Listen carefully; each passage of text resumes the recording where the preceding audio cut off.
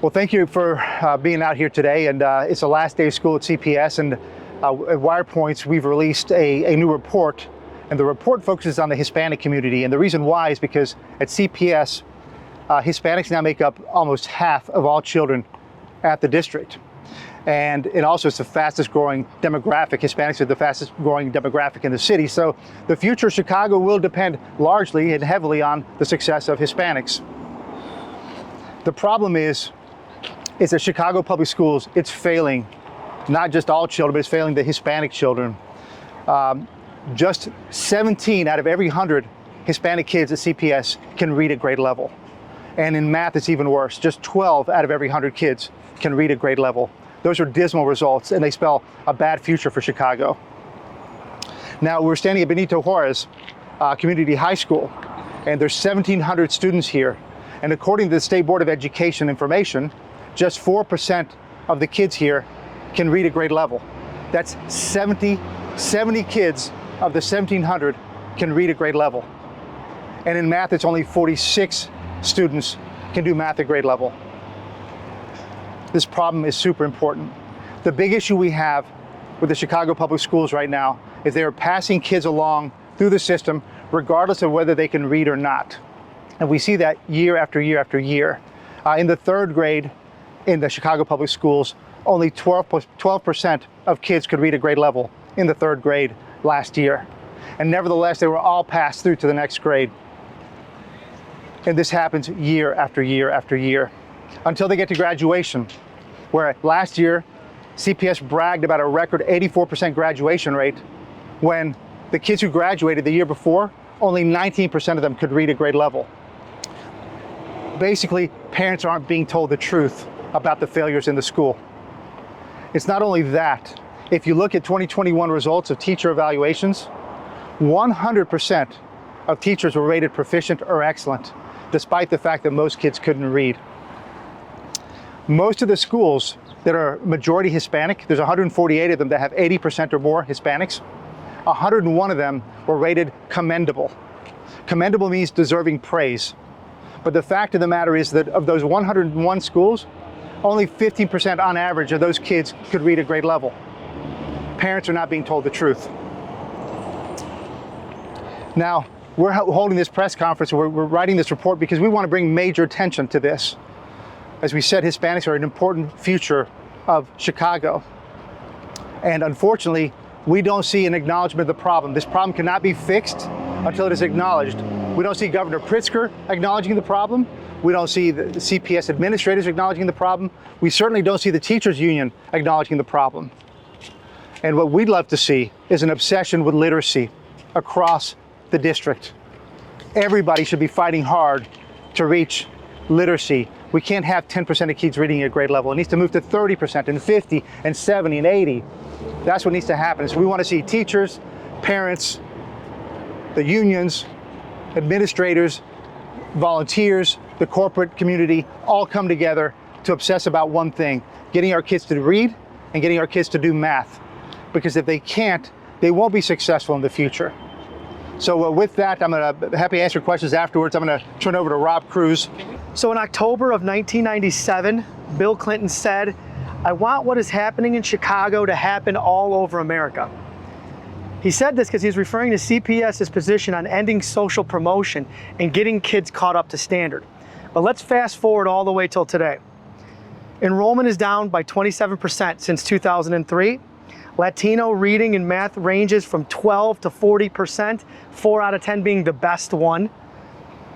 Cost per student in 2019 was 20 grand, and now it's 29,000, which is probably explains a lot of the Latino property tax increases, almost doubling overnight, it seems like.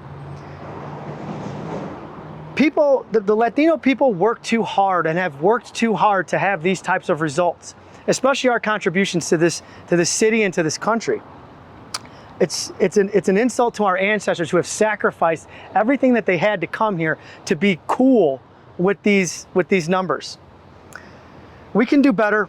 We need to start asking more questions. Parents need to start asking more questions. We need to ask, what are we teaching in school? How are we teaching it? Where are the standards supposed to be, and where's my kid gonna end up being? These are the things that will lead to better futures for tomorrow, because reading and math are the two things that are going to be tomorrow's jobs. And if we're not in tomorrow's conversation for tomorrow's jobs, then the Latino community will be left behind. And we'll only have ourselves to blame for keeping quiet. So that's why I'm here today, is to bring attention to this, because it's going to affect your community, it's going to affect your taxes, and it's going to affect your children's jobs. That's why it's important to increase our standards and make it so that Latino kids are at the cutting edge of math and reading so they can meet the jobs of tomorrow.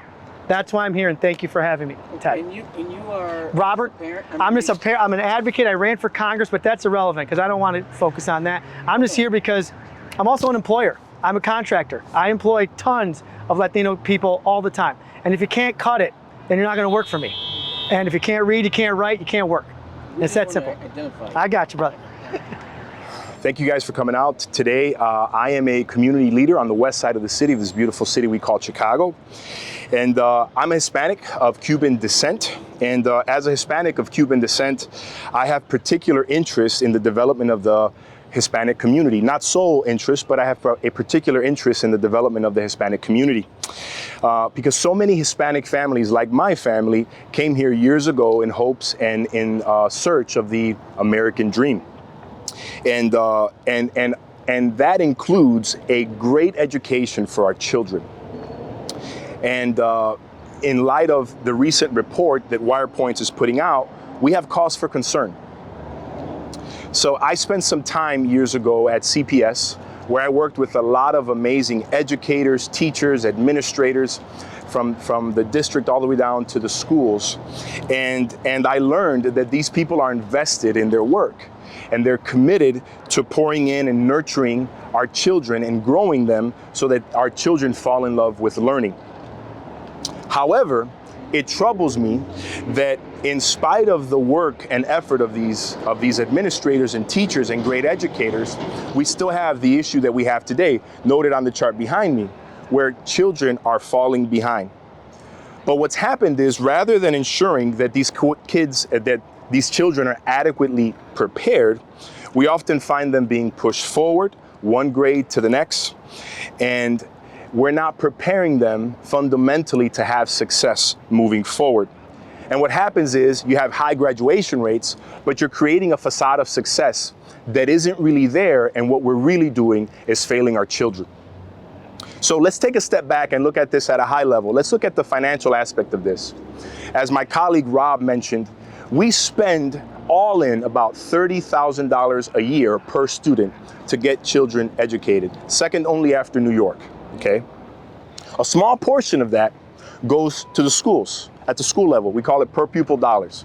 Somewhere about $4,200 to $4,500 a year goes to the actual school, where the schools have governance over it, control over it, and have decision-making authority.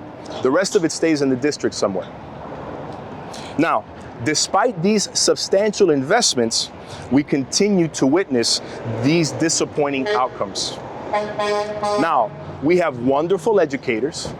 We have $30,000 a year per student coming into this district, but we still have the same problem. So this begs the question, why are we encountering this issue, and what can we do about it?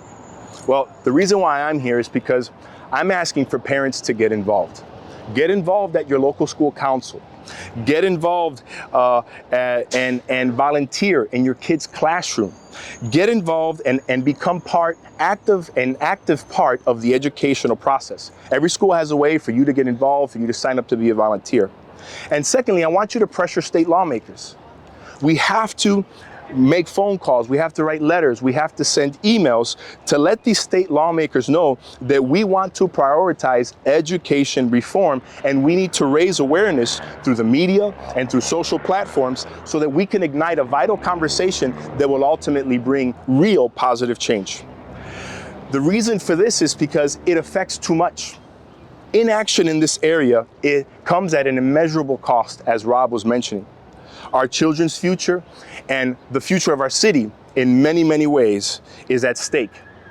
So let's stand together and work towards making this a better place for our children.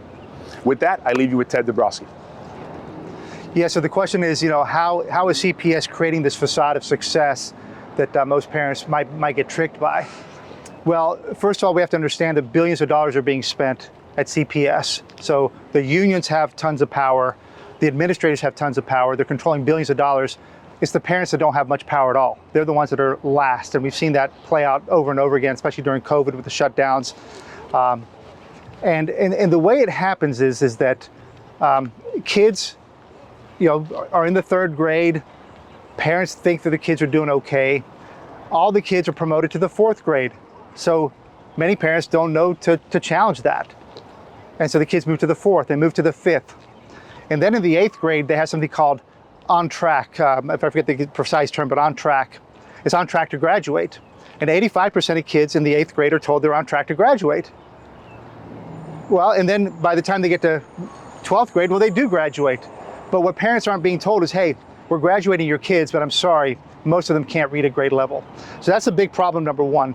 Parents might be thinking, since their kids are moving through the system, that they're good enough, all right?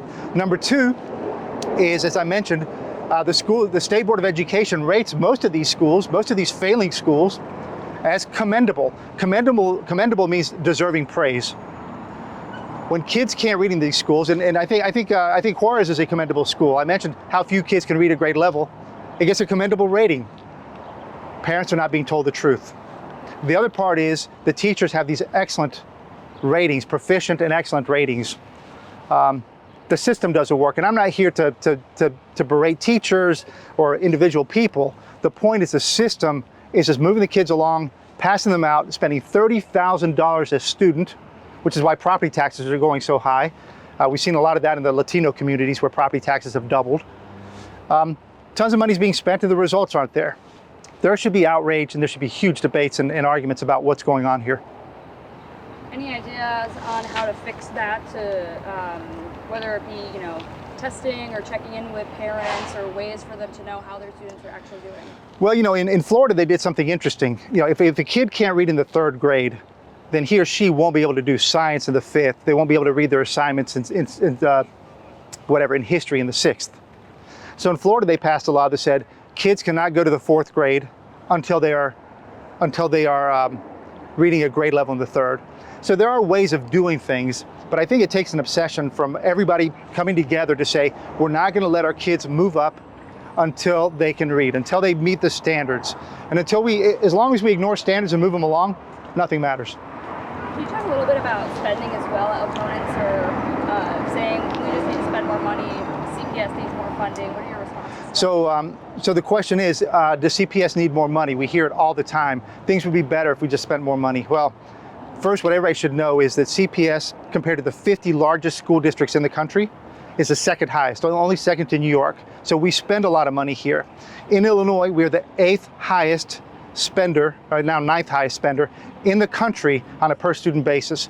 We spend lots of money on education. We've had the fastest growing spending in the last decade in education funding. Funding is not the issue. If funding were the issue, we'd be having great results right now. The problem is that nobody seems to care about whether kids can read or do math.